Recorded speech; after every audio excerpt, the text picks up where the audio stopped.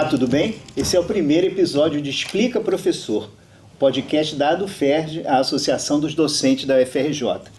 Nesse programa aqui, nós vamos tentar falar de ciência de um jeito descomplicado, mais coloquial, mais informal.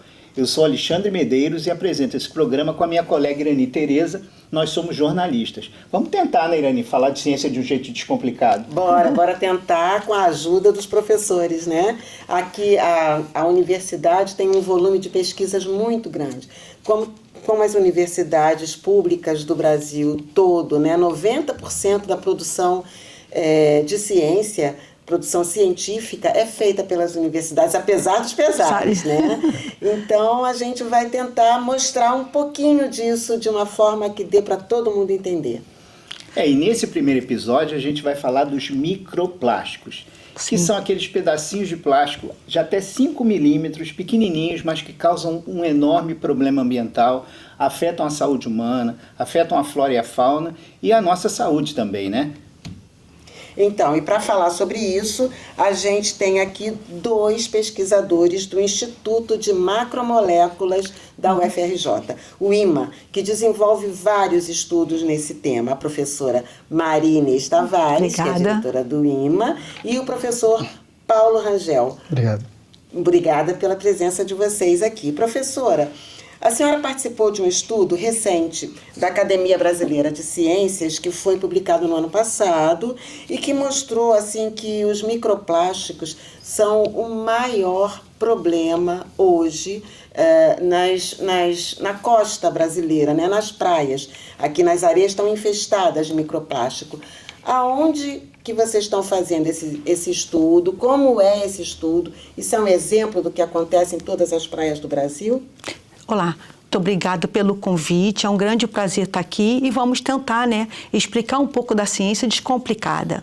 Então, os microplásticos, eles são resíduos, da degradação dos plásticos. Por exemplo, essa garrafa, se ela for destinada inadequadamente, ou de uma forma irregular no meio ambiente, ela vai acabar parando nos oceanos, porque a chuva, o vento leva, que ela é muito leve, a quantidade de polímero que tem aqui é muito pouca, ela é expandida com ar para ela poder ter a forma da garrafa, então o volume parece grande, mas a quantidade de material é pequeno. Mas tem sido já reciclado esse tipo de material. Mas, infelizmente, ainda é um descarte muito grande, aleatório. E não é só no Brasil, é no mundo todo, Nós temos todas as praias turísticas da região da Tailândia, que gera normalmente 38% dos microplásticos do mundo, é gerado lá após o turismo. E lá tem um trabalho muito grande de coleta dos resíduos sólidos na praia, mas sempre escapole, e acaba gerando microplástico. Então, isso aqui, essas garrafas, ou copo, ou qualquer material plástico destinado aleatoriamente por uma falta de consciência ambiental, da pessoa não saber que aquilo vai gerar esse problema, ele vai se degradando e vai gerando pequenas partículas, que são os microplásticos. E aí ele vai para o meio ambiente. Como é mais leve ainda do que uma garrafa, ele está no ar, está na água, e está no solo. Então, a gente come o peixe, está comendo o microplástico. Bebe a água, todas as águas engarrafadas, não só no Brasil, mas no mundo inteiro contém microplástico. Nós já muito pequeno, você não consegue ver a olho nu. Na água do mar você consegue ver. E na areia. Então, eu participei desse GT do plástico, já com pessoas do Brasil todo, pesquisadores de várias universidades do Brasil, e eu fui a relatora daquele trabalho que saiu, o plástico, material complexo, e urgente. A gente precisa realmente ter uma consciência ambiental urgente. Tá? Isso vem gerando vários estudos, tem tido apoio também governamental do Itamaraty para tentar ter soluções. A gente acabou de fazer um projeto, o professor Paulo, para o Itamaraty, para a gente tomar soluções, ajudar nas soluções, ajudar que o Brasil tenha subsídios para tomar soluções. É um problemaço, né? É um problemaço, porque não é só aqui, é no mundo todo. No mundo todo. Uma coisa para o professor Paulo. Uhum. A USP, a senhora falou em outros estudos, aí a USP acabou de publicar um estudo que fala que foram encontrados microplásticos a 1.500 metros de profundidade na Bacia de Santos. Olha que loucura, a gente vê aqui na Baía de Guanabara esse monte de garrafinha PET, mas o problema é muito mais profundo, E parece que só 10% desse material é reciclado, é isso mesmo, professor? Então, a gente tem a ilusão de que os materiais plásticos vão estar todos na superfície porque é um material muito leve, né? E isso, de fato, inicialmente acontece. Ele fica na superfície, mas à medida que ele vai envelhecendo ali, ele vai mudando de densidade, começa a ter micro-organismos se formando em cima dele, a densidade muda e ele começa a afundar. E aí começa a gerar outros problemas ambientais, né? Porque animais que têm ali o consumo da sua alimentação em águas mais profundas, vão ver a presença desses organismos e vão tentar se alimentar, achando que é o seu alimento natural. E aí vai entupindo ali o organismo desses animais.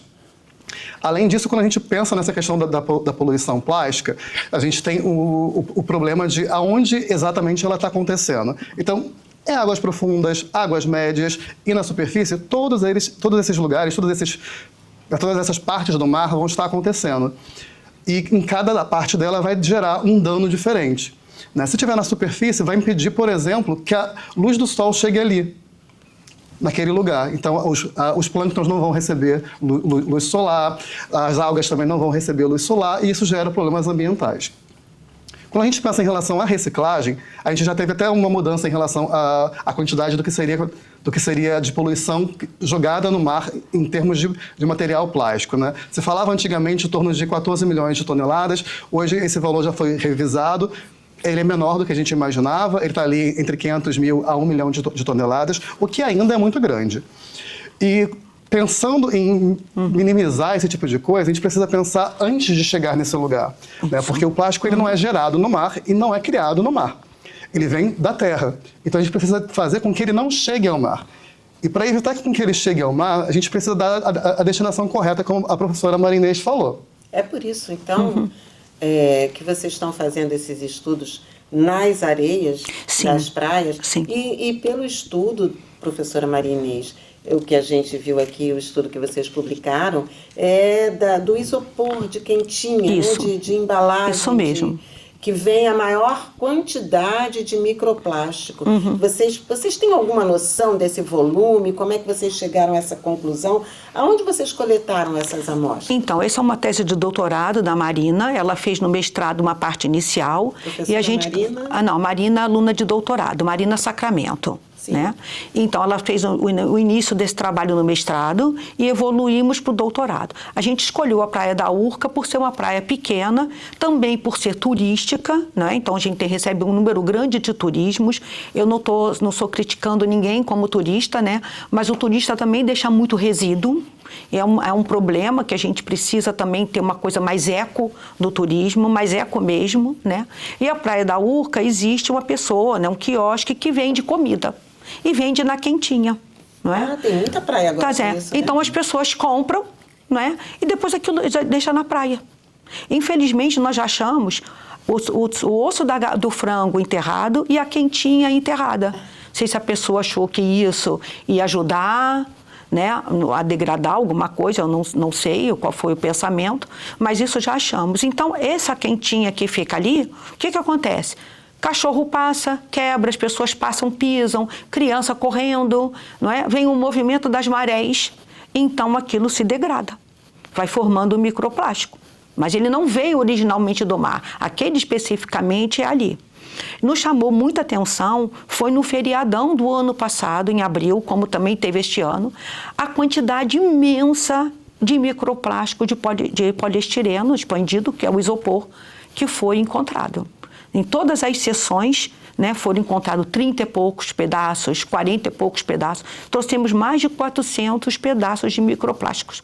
E tem alguma diferença? É só, assim, uma curiosidade. Não, existe microplástico de vários tipos de materiais poliméricos. Mas Sim, é a forma. A poluição seria a mesma. Qual a diferença, assim, do isopor? Porque o isopor está invadindo todas as... Está invadindo devido às quentinhas, todas isso. as quentinhas. Quentinha de comida mesmo, de sanduichinho. Isso. Também o pessoal que carrega as águas, né? Então, o isopor, aquilo vai roçando, né? Vai roçando, vai acabando, né? Degradando, não saindo aqueles pedaços, né? O potencial de poluição é maior. É maior por causa da quantidade. Mas você tem muita parte do PET, na areia da praia também, tem polipropileno, tem também polietileno. Infelizmente, se encontra cotonete na praia. né? Encontra aqueles Eppendorfs, né, que as pessoas consomem, aquilo deve jogar pelo ralo ou pelo vaso sanitário, eu não sei direito, e chega na praia, né? Então você encontra de tudo e aquilo, claro, com a ação da luz, né, ultravioleta, que é a maior degradadora de todos os polímeros, né, professor? Isso. Então tem essa ação da luz, tem o movimento das marés, a maré vai e a maré vem, né? Leva e traz. E esse movimento é muito brusco, vai fazendo com que o material polimérico que esteja em qualquer daqueles artefatos se degrade. Então, quando se faz a coleta na praia, tem vários tipos de materiais poliméricos que estão presentes nos diferentes artefatos. Então, tem o polipropileno, que é muito conhecido, o polietileno, pouco PVC, às vezes tem espumas, né, que vem do poliuretano, e o isopor é função mais da quentinha. E a senhora falou desculpa, a senhora falou da Tailândia. Isso. Que é 30 e poucos por cento de todo o microplástico mundial. A gente tem uma noção do Brasil, da contribuição do Brasil? A contribuição do Brasil é menor, é muito menor, né? Não chega a 4%. Na região costeira. Sim. Tá? Que a gente tem noção, porque a gente também acompanha os estudos, né? Existem muitos estudos de microplástico em regiões costeiras, em praias, tá? Mas não é uma coisa medida pelo país, né? Porque não tem uma medida ainda específica. Não tem um ranking. Não tem um ranking para saber, né? Mas o Brasil é do quarto maior gerador de microplástico, porque ele produz bastante material polimérico a diferentes empresas, não é? Diferentes produtos, mas infelizmente a gente precisa conscientizar a população. A população realmente precisa saber que ela não deve descartar, ou ela vai descartar no ambiente próprio. Claro que vamos necessitar de ação da cidade, do Rio de Janeiro, das outras cidades e dos estados, e com a federação, para que aquilo se recolha e possa ser reciclado, ou vai ser incinerado se não tiver alguma outra solução. A gente sabe que o IMA tem uma linha de pesquisa muito bacana voltada para reaproveitamento, para reciclagem desses materiais com isopor, inclusive, né? Isso. Eu sei que o Paulo aí deve ter trazido alguns produtos que eles fazem lá, que eu acho incríveis, esses ladrilhos, podem servir para revestimento de piso, de parede, com várias cores, um negócio super bacana.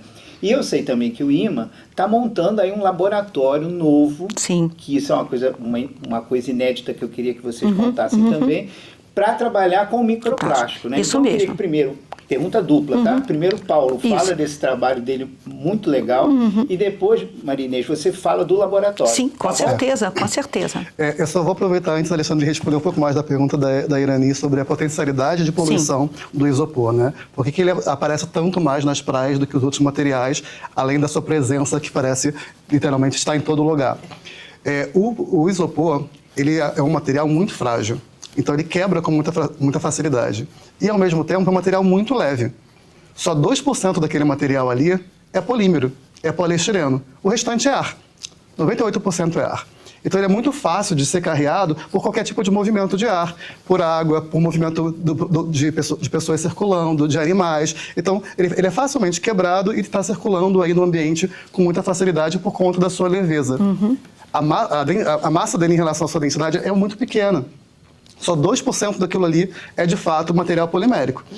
Então, isso faz com que ele esteja muito mais presente nas praias, porque ele tem essas duas características que facilitam com que ele tenha sua partícula diminuída e que ele seja dissipado. Ele é frágil e leve.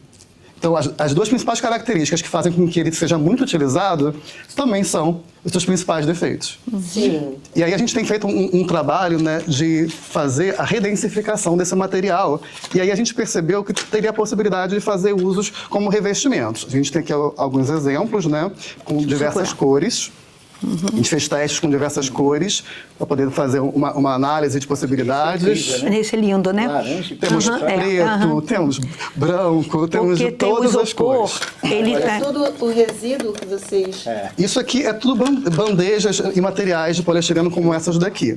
Para que não vire o microplástico. Para vocês terem ideia, para fazer cada uma dessas placas, a gente usa mais ou menos 25 bandejas dessa. Ou seja, são 25 bandejas retiradas do meio ambiente que geram essas placas que podem ser utilizadas como revestimento. A gente já tem muitos usos de materiais poliméricos como revestimento, né? Porque uma das nossas preocupações era você utilizar um material plástico, por exemplo, em cozinha, que tem uma questão de aquecimento e outras coisas nesse sentido. Mas nós já temos uso de materiais plásticos nesses ambientes, basta que a gente faça algumas adaptações, que a gente use alguns aditivos que melhoram essa propriedade térmica dele. E hoje essas bandejinhas, elas ainda são um problema para reciclagem, né? Elas são um problema para reciclagem no sentido de volume, porque primeiro que não tem muito interesse em se comprar essas bandejas ainda, e tem uma dificuldade do próprio catador em conseguir fazer com que isso aqui tenha valor para ele. Porque imagina quantas bandejas ele não vai ter que recolher para conseguir ganhar, formar 1 quilo, né? E depois na recicladora para formar 1 tonelada pelo menos, para que eles consigam revender. Então, ele no formato natural, ele é muito leve, né? Como eu falei, 98% de ar. Mas se ele for densificado, como é o caso dessas placas, ele já está aqui já com quase que na totalidade de só polímero. Então elas pesam muito mais aqui. Né? Aqui você tem mais ou menos 3 gramas. Isso aqui, Paulo? Explica como é que vocês fazem esse ladrilho tão bacana. Então, nesse caso... parede aqui, né? Ele é bem rígido. Resistente. Né? Ele é bem resistente. E ele é muito similar, inclusive, aos ladrilhos. Por isso que a gente pensou nessa utilização. Esse processo que a gente faz é chamado de densificação, que é um processo em que a gente remove o ar por aquecimento. A gente já faz isso em escola, né? A gente pega aquele corte de isopor, ele aquece aquele filamento e consegue cortar o isopor, né? O processo é mais ou menos parecido, só que dessa vez com uma compressão.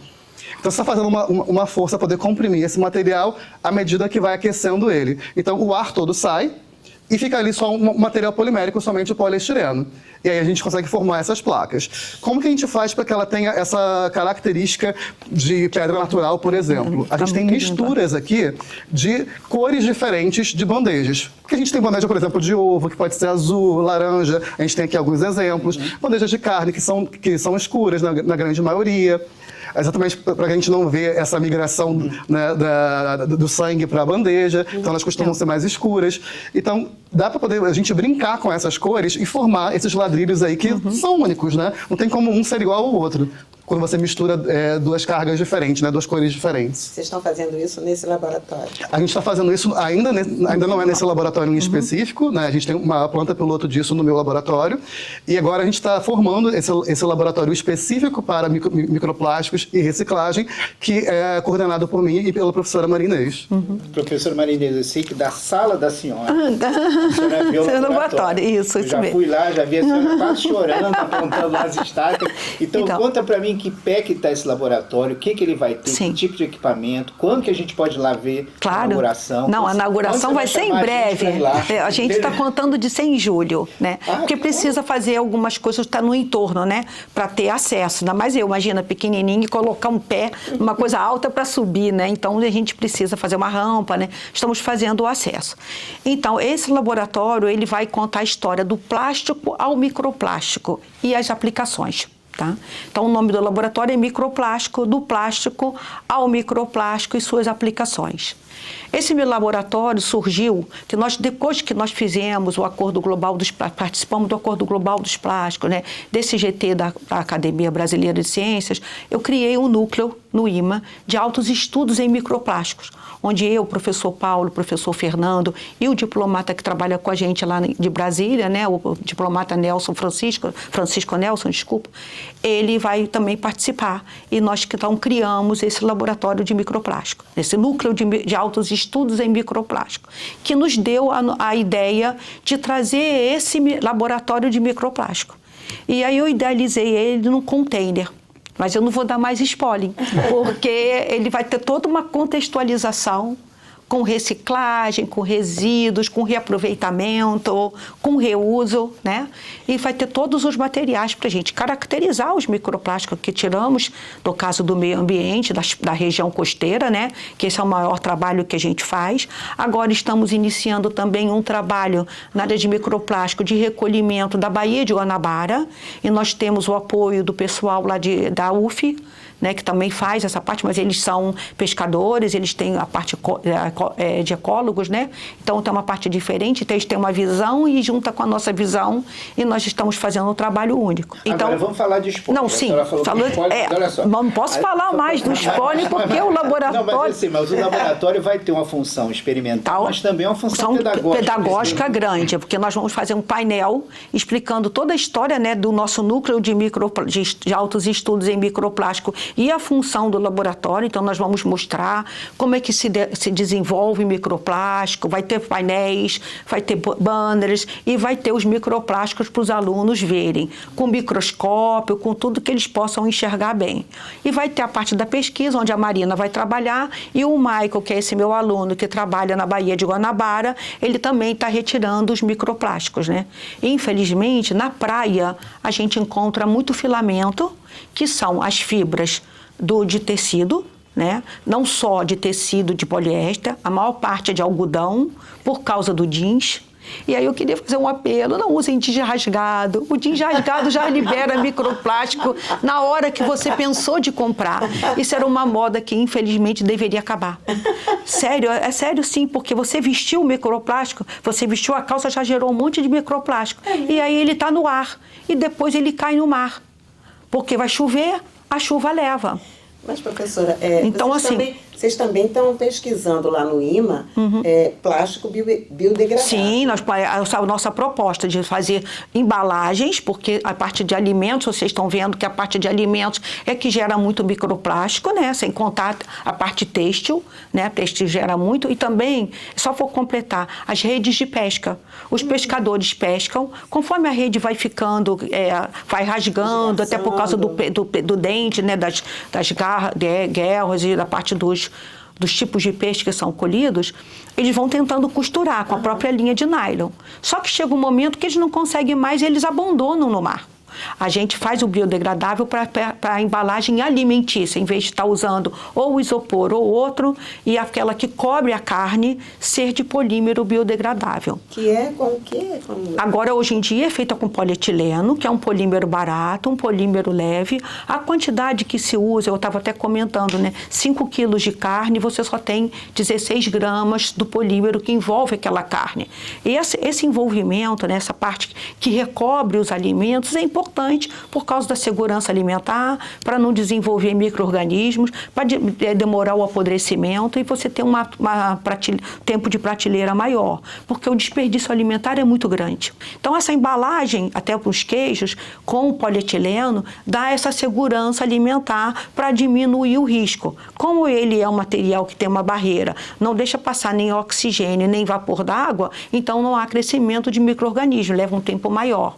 Então, a gente tem desenvolvido embalagens usando polímeros biodegradáveis para substituir o polietileno. Porque, como eu estava comentando, ninguém vai querer reciclar esse polietileno, porque 16 gramas. Você precisa de toneladas. Então, até chegar a toneladas, né, você tem um volume. Mas nesse biodegradável, vocês usam também sementes? A gente usa óleos das sementes. E por que a gente usa óleo das sementes? Porque nós não queremos competir com os alimentos.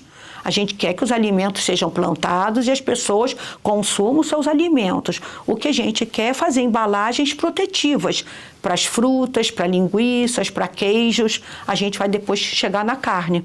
Tá? Mas o que vocês usam? Óleo de quê? Eu já sei que vocês usam orégano, lixia, tomate. Sim. A gente usa os óleos das sementes de diferentes temperos, né, e as oleaginosas. E por que nós reduzimos? Para justamente não competir, porque o tomate é um alimento muito saudável.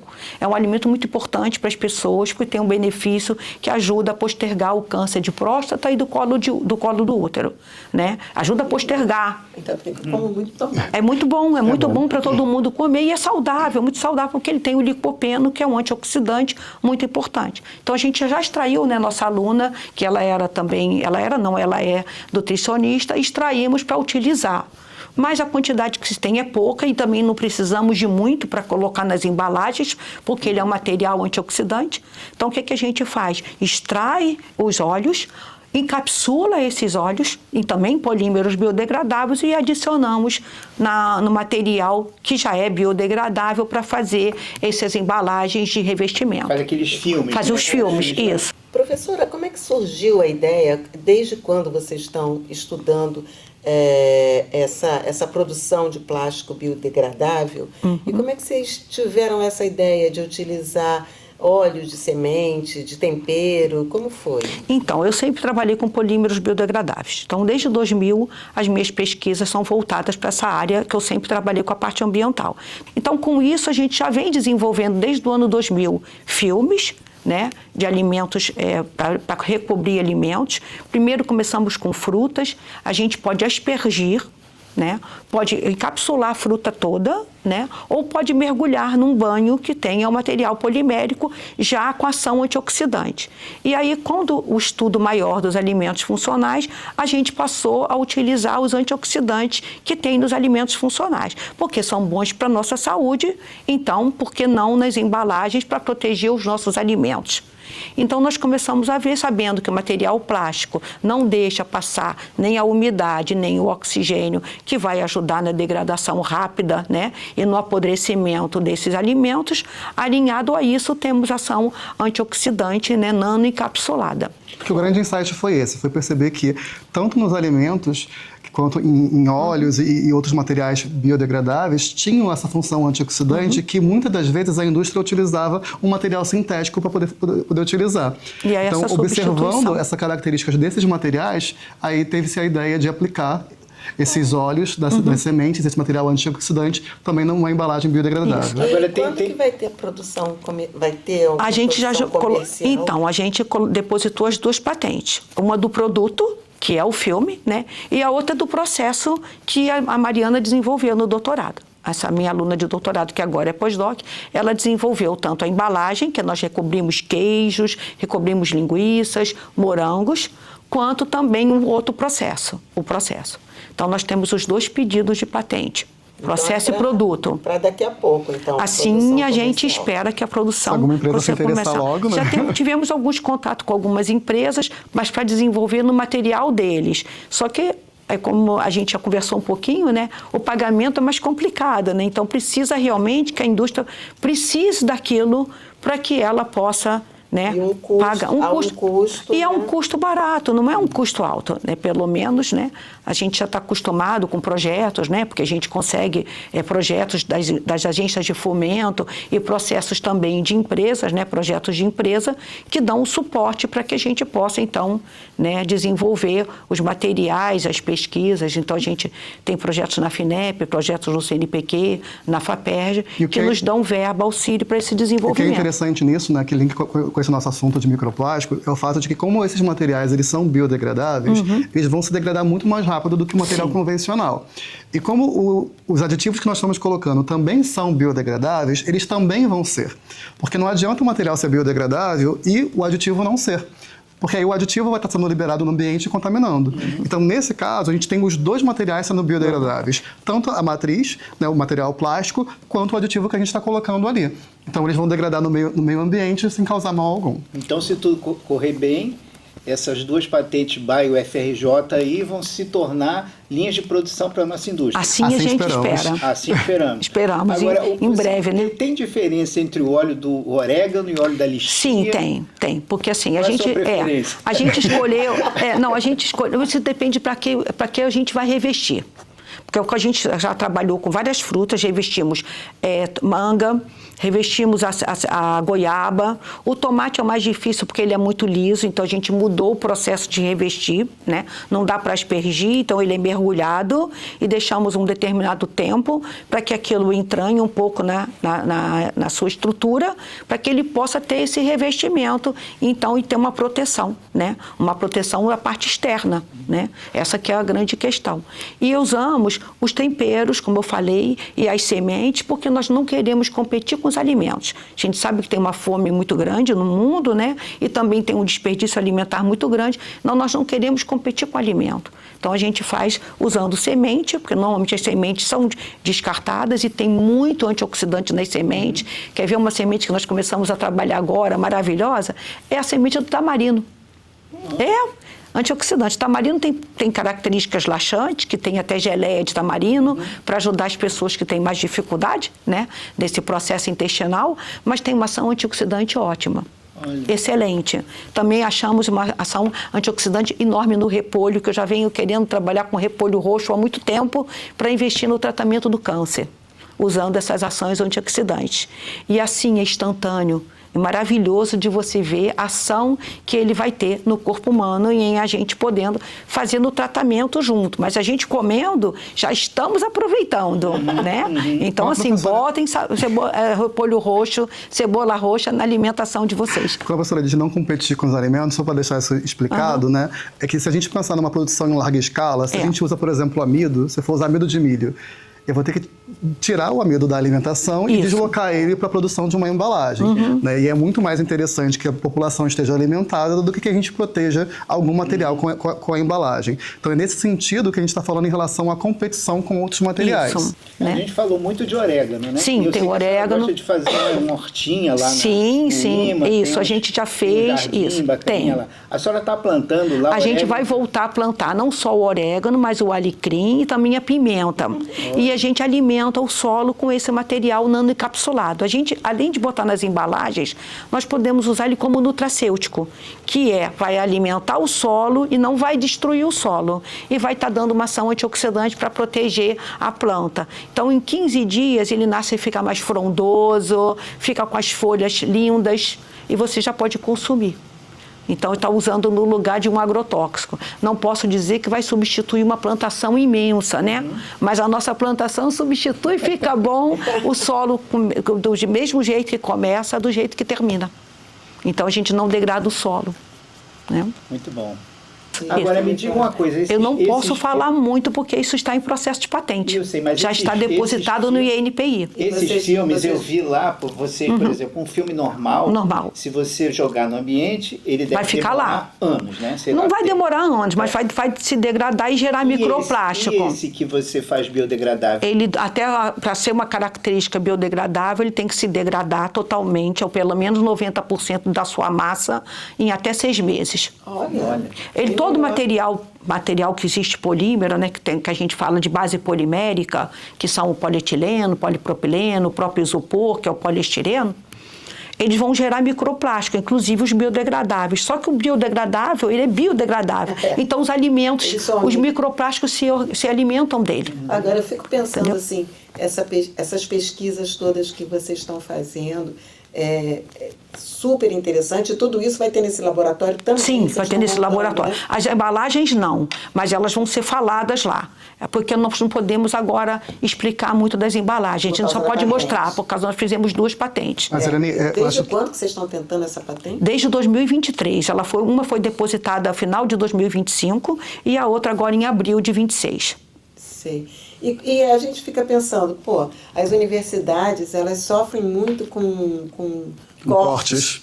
Corte de recurso toda hora. O orçamento é muito pequeno. Aonde o governo costuma cortar, primeiramente, nesse orçamento do Ministério da Educação, das universidades. E que milagre que vocês fazem para poder ter esse dinheiro, esses recursos para um laboratório novo, para desenvolver pesquisa. Porque, graças a Deus, a gente ainda vem desenvolvendo muita pesquisa aqui no ambiente acadêmico. Como é que vocês conseguem isso? Então, Irani, é o seguinte, a gente tem, primeiro de tudo, né, não estou falando que as outras pessoas não têm, que como nós, todos temos uma boa vontade e temos vontade de fazer. Né? Eu chego, Paulo, tive uma ideia, vamos fazer. O Paulo vem com outra ideia, a gente junta e vamos fazer. Bom, alguns poucos recursos que nós temos, né, eu e ele, que é a Bolsa do Cientista do nosso estado, que eu já tenho há 20 anos essa bolsa, né, vamos renovando, a Bolsa de Pesquisa do CNPq, que tem as taxas de bancada que a gente vai comprando as coisas pequenas, né? E nós 2 fazemos muito serviço na área de ressonância magnética. A gente recebe muitas empresas, diferentes tipos de empresa, para a gente caracterizar os materiais. Então, a gente já tem parceria com a ASAIS desde 2017, com a Ambev, tínhamos a Braskem, mas depois ela comprou o aparelho de ressonância. Então, a gente faz essas parcerias privadas que tem... Mas olha, mas tão e também ganhamos alguns projetos, né? São os recursos humanos, né? Sim. A gente consegue mobilizar pela nossa rede um grande volume de pessoas para trabalhar com a gente. Então, a gente tem parcerias muito legais com empresas que nos fornecem algumas coisas para a gente poder trabalhar. A gente consegue ter uma interlocução com institutos federais que mandam alunos para a gente, e esses alunos trabalham com a gente também. Então, esse recurso humano, para poder estar ali de fato, né, pesquisando e investigando, é que faz toda a diferença para que a gente consiga produzir bastante, né, e gerar resultados que façam com que novas pessoas venham fazer parcerias com a gente. Essas parcerias são muito importantes. Ela falou da UF, você acabou de falar dos institutos federais, quer dizer, rola uma socialização aí da pobreza, né? Exatamente. Não, mas assim, se a gente não se comunicar e não trocar nossas experiências, e não difundir o conhecimento, o nosso papel não está sendo bem feito, né? Porque o nosso primeiro papel é formar alunos. Então, os alunos do IFRJ precisam de estágio e a gente os recebe e mostramos, né, as nossas pesquisas e eles assim, mergulham de cabeça, né? Então, eles têm a formação, a gente dá um pequeno recurso de apoio para eles, né? É bem simples, uma ajuda de custo para eles estão sempre lá no IMA, tem todo o trabalho desenvolvido, muito bem desenvolvido. São sempre muito dedicados. Muito né? dedicados. Acabamos de mandar um trabalho para a Bahia, né, para o Congresso Internacional, o SLAP, que é o Simpósio Latino-Americano de Polímeros, com o aluno do Paulo, né, que eu também dou alguns palpites de vez em quando, faço uns pedidos, né, e ele vai apresentar esse trabalho do isopor lá nesse congresso. E vocês estão conseguindo influenciar de alguma forma política pública em relação a essa questão da reciclagem? Então, que isso que seria importante mesmo, né? A consequência de tudo isso, a criação de políticas públicas que melhorem essa questão. Então, tanto esse GT, que a Inês participou, e depois esse acordo global em que nós participamos juntos, né? Esses são acordos que tentam regulamentar o uso do plástico e tudo aquilo que é colocado dentro dele, porque também é liberado no ambiente, para tentar regulamentar de uma forma global. Porque hoje em dia não dá mais para poder pensar no quintal de casa, só no Brasil, porque a gente recebe material do mundo todo. A gente recebe material dos Estados Unidos, da China, né? Então a gente precisa estar agora com um foco mais literalmente globalizado, tem que pensar como um todo. Isso. Então as regras estão sendo criadas pensando nisso. O que vai ser aceito globalmente para que a gente possa ter isso no nosso país. E a gente teve a honra de poder participar, a partir desse convite do Itamaraty, de ajudar nessa legislação, de apontar o que era mais prejudicial, quais eram os materiais que estavam mais presentes, que mais poluíam. Então, a gente está ali auxiliando na criação de regras que beneficiem não só o Rio de Janeiro, não só o Brasil, né, mas uma política global mesmo. Alguns países conseguem lidar muito bem com rejeitos, né? A gente tem o Japão aí como um exemplo, né? Ele é zero lixo, ele consegue reaproveitar todos os seus rejeitos sólidos. E isso acaba sendo um sinal para a gente de que solução tem. A gente só precisa só entender qual é a solução para cada lugar. Porque o Japão é uma ilha, né? Então você tem ali algo mais controlado, você tem uma área limitada. Quando a gente pensa no Brasil, né, um país continental como o nosso, isso se torna um pouco mais complicado, até pela diversidade cultural e política ali também. Né? O Alexandre tinha perguntado em relação sobre a conscientização e o nosso laboratório. Né? O nosso laboratório vai ter esse papel de conscientização, porque uma das coisas que a gente tem, fazendo uma analogia, já que eu acho que é interessante fazer, as pessoas não conseguem perceber que o frango que está lá no mercado é a galinha que está no galinheiro. Elas não conseguem mais fazer essa distinção. E aí acham que tudo que é microplástico é só de sacola plástica. E não é só sacola plástica. A sacola plástica foi a que ficou mais popular por conta de uma foto da tartaruga. O canudo. O canudo. Né? Então, assim, a gente acaba visualizando isso. Mas tudo à nossa volta hoje é feito de polímero. E polímero é a forma técnica de se falar plástico. Né? Então, a gente tem aí geladeiras feitas de plástico, computador, celulares, garrafas, tudo à nossa volta. Os óculos. Então, é um universo de coisas. Então, e todas essas coisas, elas vão sofrer processos de degradação e vão liberar microplásticos. A questão é, o microplástico ele vai existir. O problema é aonde ele está. Porque se eu não coloco ele no meio ambiente, se ele não chega até o meio ambiente, eu dou uma destinação antes para ele, ele não vai estar poluindo, porque poluição é a presença de algo no lugar errado. Já foi constatada a presença de microplásticos no organismo humano, né? Em feto, no leite materno, no cérebro, né? Agora, até que ponto, professor, a gente pode avaliar que dano isso está causando na vida humana? Já foi encontrado inclusive em placenta também, né? A gente tem poucos dados, não temos dados muito robustos em relação a isso, são poucos estudos que têm demonstrado isso, até porque para poder ter acesso à presença desse microplástico é necessário abrir esses organismos, né? Então você ter essa verificação acaba acontecendo, né, pós-morte. Então, a gente não tem dados muito robustos em relação a isso. Em relação a que danos isso pode causar, a gente tem exemplo nos animais de que acontece a obstrução gástrica deles. Ou seja, eles ingerem aquilo dali, têm a sensação de saciedade, acabam não comendo mais e morrem por falta de nutrientes. No caso dos seres humanos, isso é mais difícil de acontecer, até porque nós temos um estômago grande, né? E não consumimos tanto microplásticos assim, a gente consegue distinguir um material do outro. Quanto à presença desse material, né, nesses lugares e a potencialidade de dano que ele pode causar, a gente não tem muita informação de doenças que são causadas pela presença. A gente pode dizer que assim, não era para estar ali, ok, isso a gente pode dizer. Mas a doença que eles causam, a gente não tem, porque o material plástico ele é naturalmente inerte. Ele tem a característica de ser inerte, ou seja, ele não interage com outras coisas. Quer dizer, esses danos podem ser conhecidos daqui a décadas, talvez com estudos posteriores. Talvez. O que a gente tem de analogias em relação a esses danos é, normalmente quando o nosso corpo ele encontra algo estranho, ele tenta encapsular. E nesse processo de encapsular esse objeto estranho no organismo, ele vai formar uma cápsula celular ali, né? E como qualquer formação celular, você pode gerar, por exemplo, câncer. Né, porque você está forçando uma geração celular por um dano, e aí na multiplicação celular você pode ter uma célula defeituosa que vai dar origem ao câncer. Isso a gente pode fazer por analogia, mas ainda assim é uma extrapolação muito grande que cientificamente não seria correto fazer. Mas isso já está sendo estudado. Já está sendo estudado. Vai levar um tempo grande para ter essa resposta, porque não é uma resposta de curto prazo, é de médio a longo prazo, talvez até bem longo prazo para se conhecer os danos, né? O fato é, o microplástico existe, mas também a gente excreta. E fibras no nosso organismo, elas têm até uma coisa benéfica, principalmente as fibras, né, que a gente conhece da couve, né, de vários alimentos, que a gente consegue, e isso ajuda no movimento intestinal, tá? E como o professor Paulo falou, os plásticos são inertes. Então, normalmente, eles vão ser excretados. Não sabemos se excretamos tudo ou quanto tempo vai excretando. Uns podem ser mais rápidos, outros podem ser mais rápidos. Ou ser encapsulado. Então, mas a gente já toma vários medicamentos que são com plásticos. Né? Alguns medicamentos estão em gelatinas, não faz mal, porque são polissacarídeos, isso vai ser excretado de qualquer forma, né? Com outros materiais poliméricos, como os amidos, como também as gelatinas e também a policaprolactona, que é um polímero muito utilizado para os medicamentos. São todos biodegradáveis, né? Então eles vão ser excretados do nosso organismo. E esse processo de encapsulamento ele já é bem conhecido, inclusive. Tá? A gente tem muitos casos relatados em relação ao uso de silicone.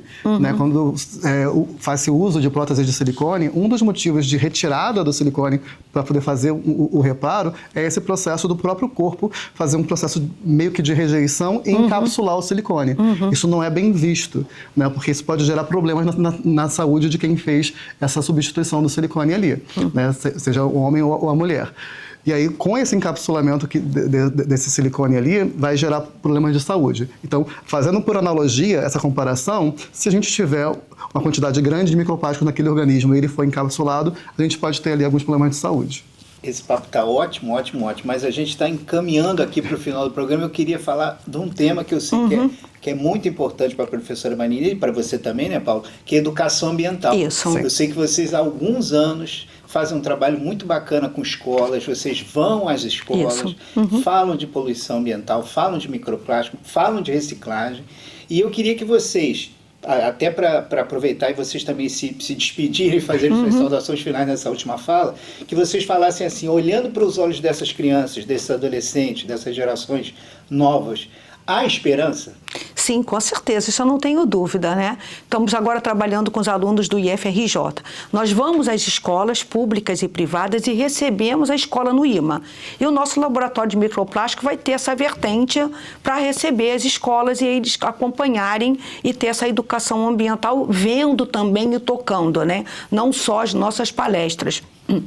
Então, nós fomos procurados por um grupo grande de alunos do IFRJ que estão fazendo um trabalho sobre microplástico para apresentar na Feira de Química.